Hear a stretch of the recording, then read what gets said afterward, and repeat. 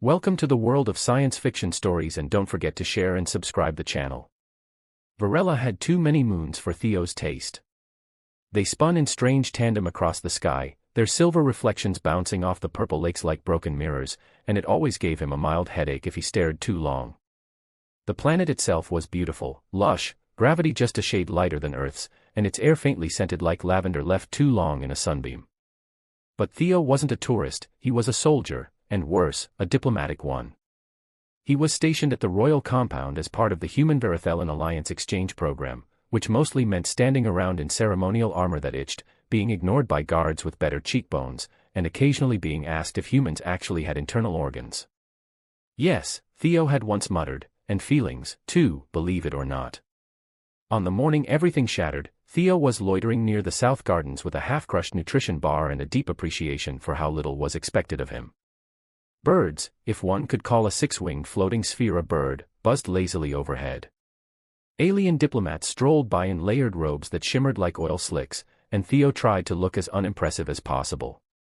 Then the first explosion hit. It wasn't loud exactly, more like the air folded in on itself.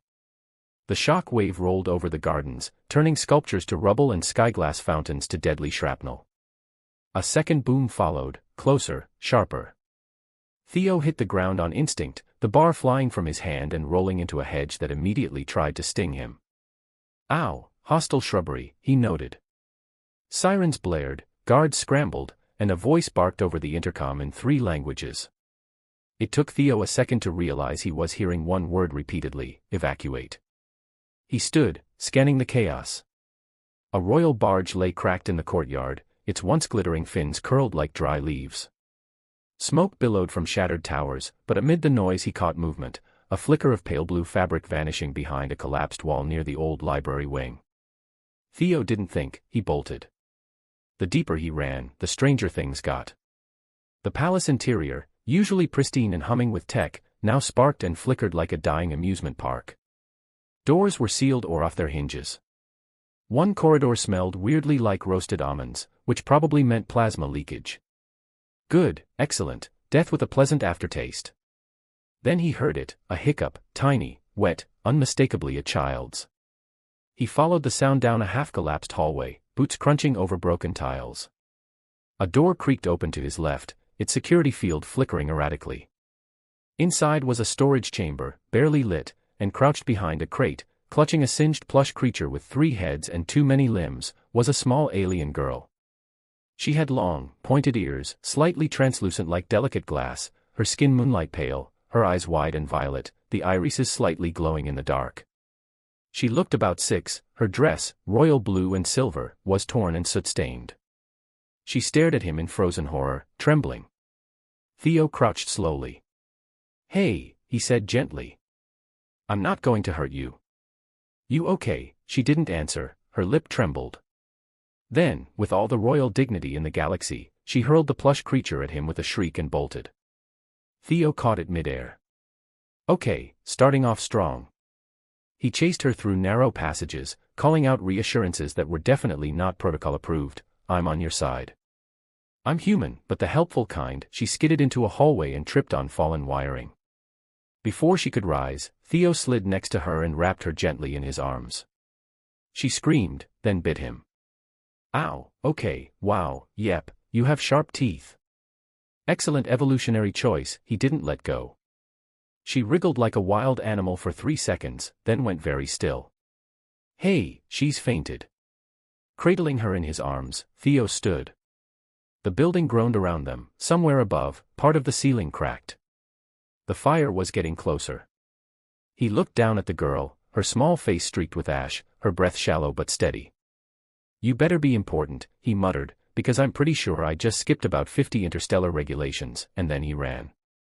The royal compound was collapsing like a flan in a microwave as Theo bolted down the corridor with an unconscious alien girl in his arms. Overhead, beams snapped with groans that sounded eerily like disappointed wails.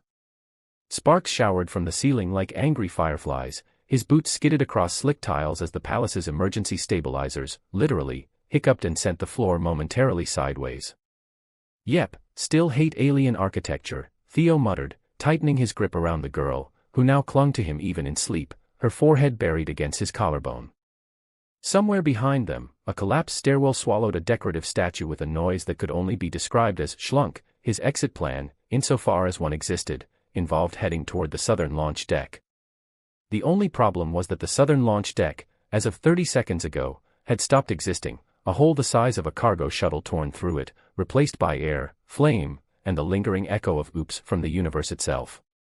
New plan. He darted into the service corridors, narrower, lower-ceiling places that smelled like lubricants and overcooked alien soup.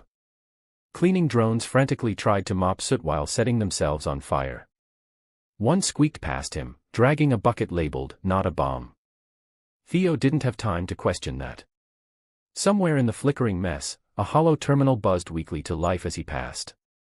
A digital voice, too cheerful by far, chimed in, reminder, guests are encouraged to explore the royal atrium while awaiting retrieval. Theo didn't stop. Reminder, guests are encouraged to, he kicked the terminal, it fizzled with satisfaction. He finally reached a supply dock, and it was miraculously intact. Emergency shuttles lined the walls like obedient beetles, wings folded.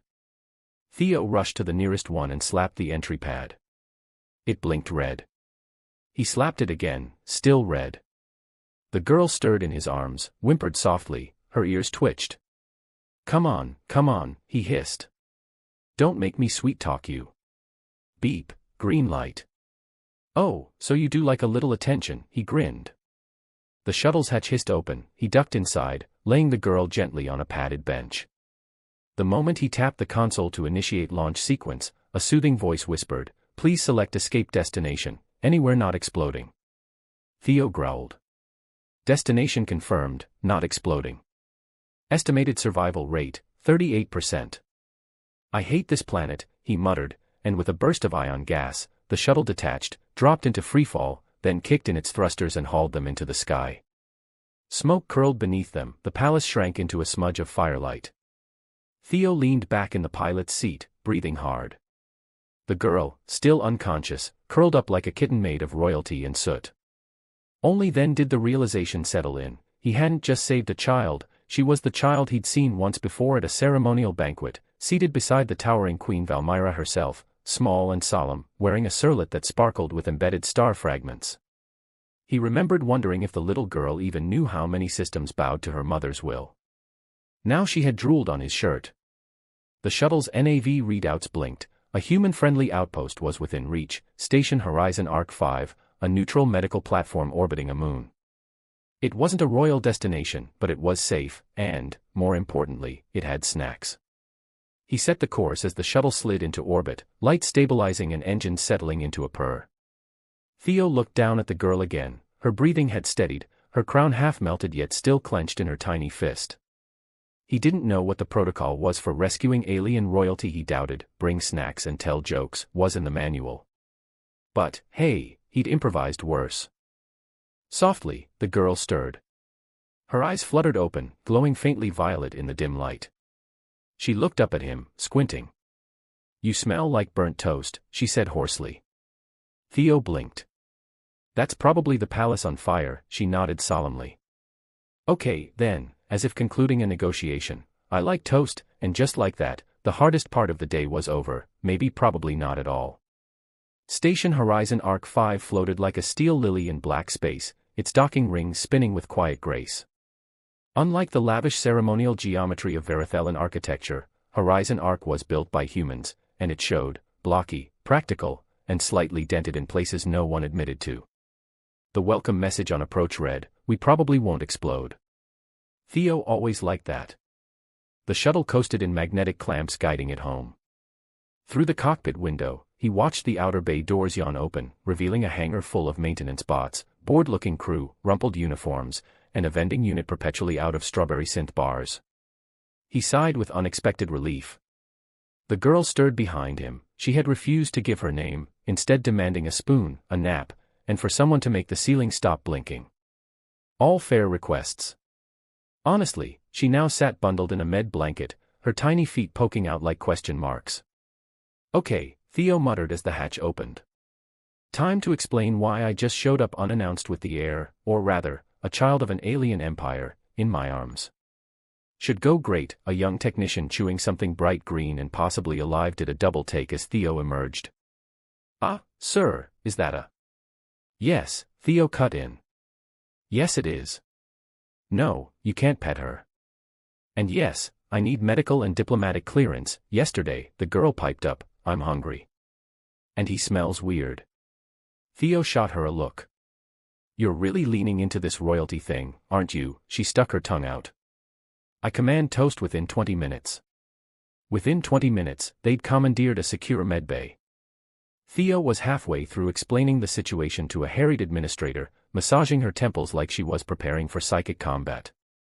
Let me get this straight, she said, voice sharp, you found the Verithellan princess by accident during a palace bombing, evacuated her here without authorization, in a stolen escape pod. Theo considered that. Technically, she found me. And I prefer the term commandeered. Do you know what kind of diplomatic scandal this could cause, Sergeant Theo? She asked. Theo shrugged. I'm a human on an alien planet who just got bit by royalty. I live in scandal now, he added. The girl, mid-toast, had by then fallen asleep in the next room, one small hand still clutching the remains of her plush creature. The medbots cleared her of injuries, though they noted elevated stress levels from a diet lacking essential minerals. Theo suggested chocolate. The bots didn't argue. A few hours later, the secure line to Veritella finally connected. The screen flickered, static cleared, and there she was, Queen Valmyra, tall, composed, radiating regality that could shatter stone with a frown.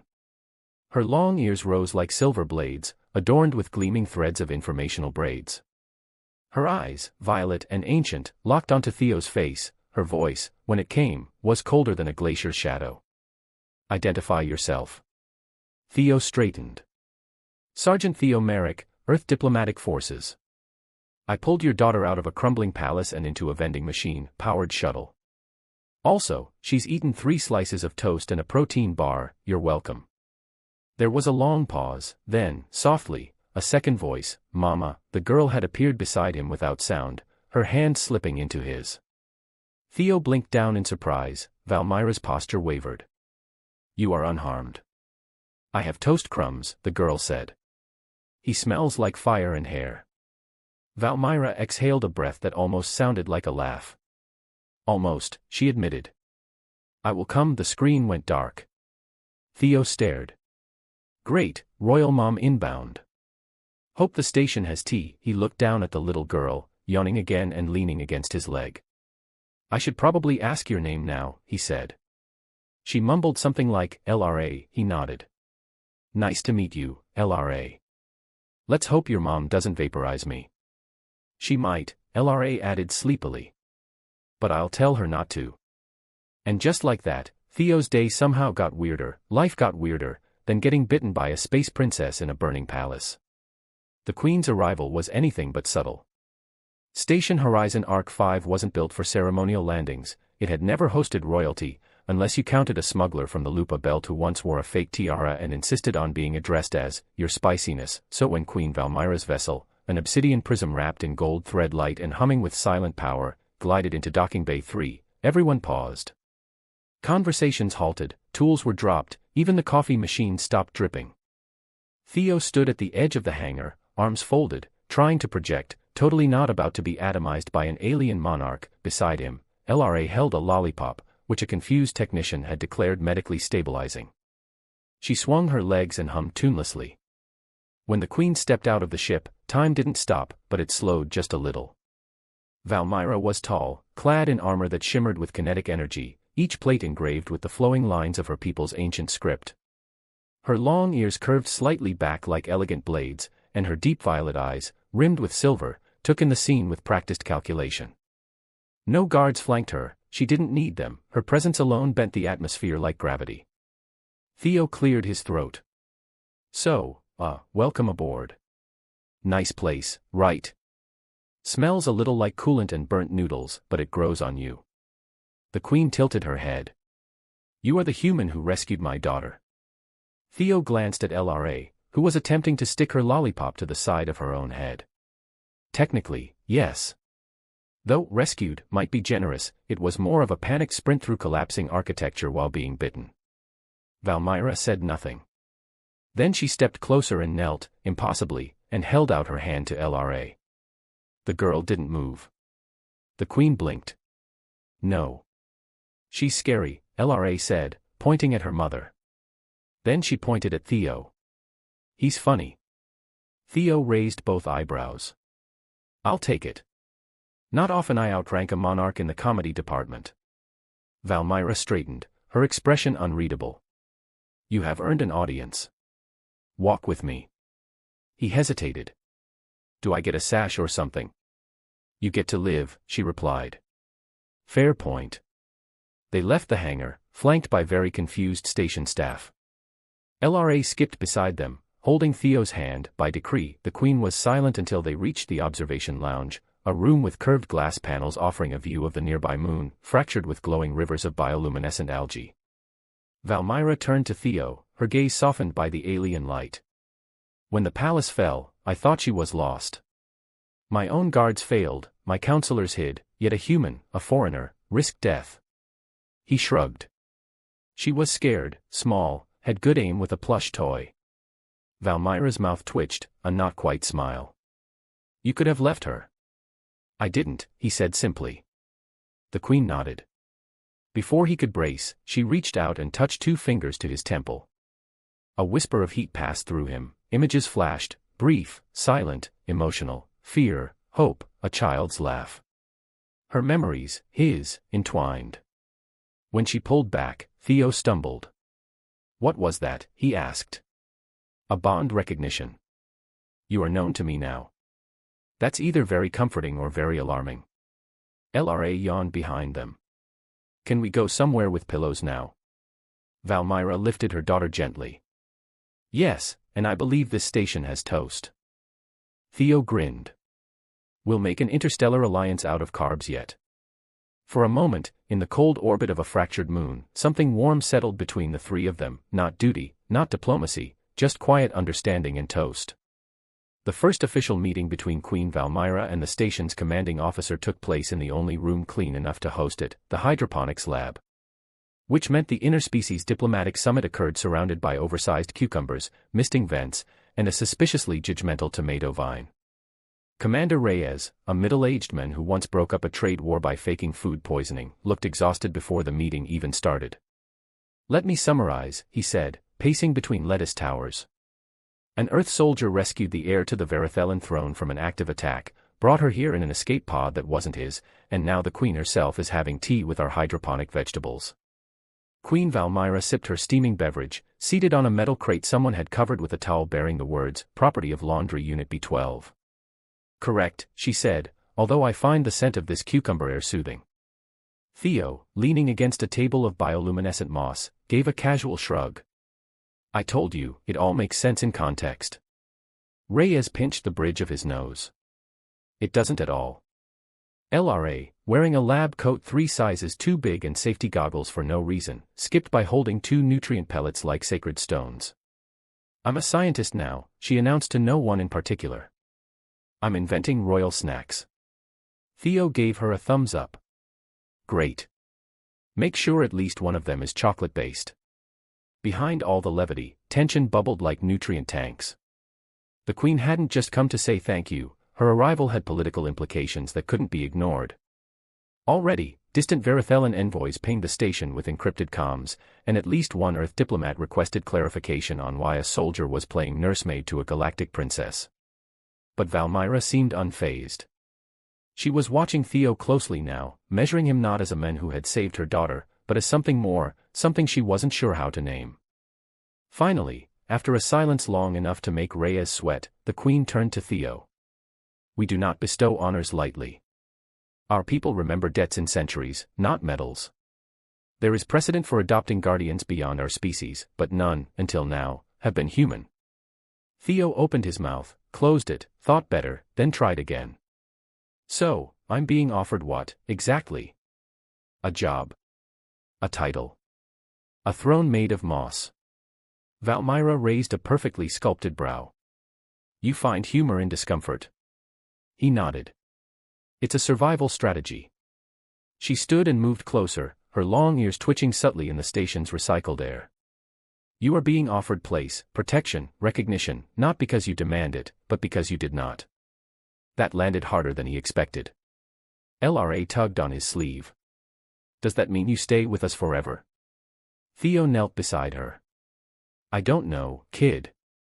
I think it means if you need me, I'll be around. And maybe I'll get used to the smell of fancy alien air. Valmyra watched them for a beat, her expression unreadable. Then, quietly, she said, you are part of this court now, Theo, whether it floats above Verit or in a hydroponics lab orbiting a half-frozen moon. Reyes looked at the ceiling. Please don't turn my station into a royal embassy. Theo raised a hand. No promises. The Queen, for the first time, smiled without restraint. And somewhere between humming vines and LRA's nutrient pellet experiments, a soldier who once wanted nothing more than to be forgotten had just become unforgettable.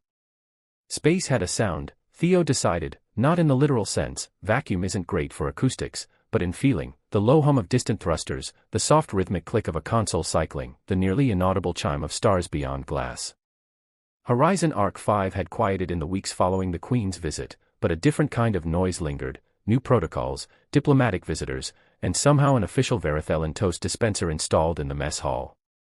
Theo stood in the observatory again, the same curved window he'd looked out from days ago. Only this time, the quiet was less heavy. LRA was beside him, balanced on a stool too tall for her, her nose nearly pressed to the glass. She wore a small cape now, some combination of princess garb and lab coat, embroidered with stars. Someone called it a political fashion statement, she called it her adventure cloak. Below them, Varela spun in its gentle storm-ringed beauty. The palace had been repaired, the throne restored, but its future was already different. You could stay, you know, LRA said quietly. Forever. Theo glanced down at her. You're going to miss me, huh? She nodded, then frowned. But I don't like hugging, just so you know. Noted, he said. I'll cancel the parade, and the commemorative squeeze. Behind them, the doors slid open with a faint hiss of old hydraulics. Queen Valmyra entered without ceremony, her battle armor replaced by ceremonial robes of starlight silk glowing faintly in patterns that moved like nebulae. Her long ears dipped forward in acknowledgement. We leave within the hour, she said, not unkindly. Theo nodded. I figured word is your people are ready for answers, for changes. Valmyra crossed the room to stand beside him. They await reassurance, she said, but what they need is something new. She turned to LRA. She will remember your actions longer than history books will, and longer still, she will remember how you made her laugh in the dark. Let's be fair, he murmured, I had excellent material, exploding palaces, angry robots, royal bite marks. The Queen allowed herself a breath of a smile. Do not mistake simplicity for insignificance, Theo, she said. You became something no treaty could fabricate, a bridge, one that walks, stumbles occasionally, mutters sarcasm, but connects. He chuckled, looking down at his boots. You think your council's going to accept all this? A human with no pedigree, no noble blood, just someone who ran when the fire hit. Valmyra stepped closer and gently, without grandeur, placed her hand over his heart. They will, she said, because I do, and because LRA does. Theo looked at her, then really looked, past titles, past armor and regality, and saw someone exhausted, burdened, but open, someone who had learned to hope again. I'm not good at bonds, he murmured, but I'm better at showing up. That will be enough, she said. They left the observatory in silence. When the Verithellan vessel departed later that day, it did so without spectacle, no fireworks, no speeches, just a quiet pulse of ion energy and a shimmer as it disappeared into the stars. Theo stayed on the observation deck a while longer. His transfer papers were still unsigned on his desk. Commander Reyes had given him the option, stay on the station as ambassador in training, or return to Earth and file the galaxy's weirdest incident report. He looked at the stars, then at the empty space where the Queen's ship had been. A soft chime rang behind him. Someone had left toast on a plate beside the console, cut diagonally the way LRA liked it. Under it was a note in elegant Verithellan script. He couldn't read it, but he didn't have to. The meaning was simple, you are welcome in our sky. Theo smiled, took a bite of toast, burned just around the edges, and walked away. Not back to duty, but forward, toward whatever strange, glittering thing waited for him.